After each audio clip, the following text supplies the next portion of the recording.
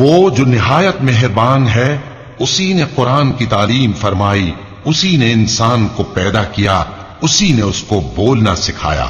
سورج اور چاند ایک حساب مقرر سے چل رہے ہیں، اور بوٹیاں اور درخت سجدہ کر رہے ہیں، اور اسی نے آسمان کو بلند کیا اور میزان عدل قائم کر دی کہ اس میزان میں حد سے تجاوز نہ کرو، اور انصاف کے ساتھ ٹھیک تولو اور تول کم مت کرو۔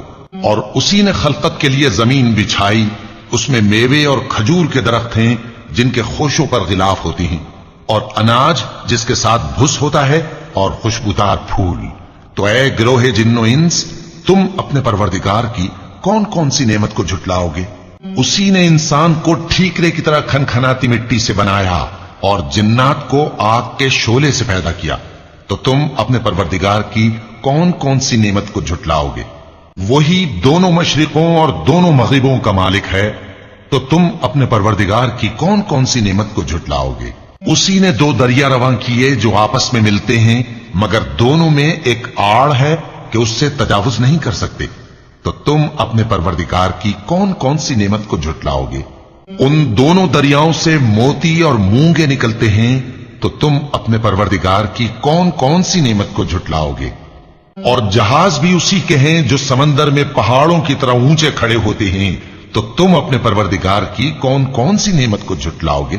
جو مخلوق زمین پر ہے سب کو فنا ہونا ہے، اور تمہارے پروردگار ہی کی ذات جو صاحب جلال و کرم ہے باقی رہے گی۔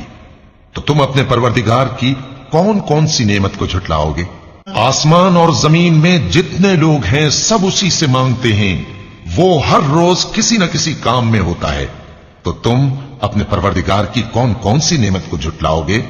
اے دونوں جماعتوں، ہم ان قریب تمہاری طرف متوجہ ہوتے ہیں، تو تم اپنے پروردگار کی کون کون سی نعمت کو جھٹلاؤ گے؟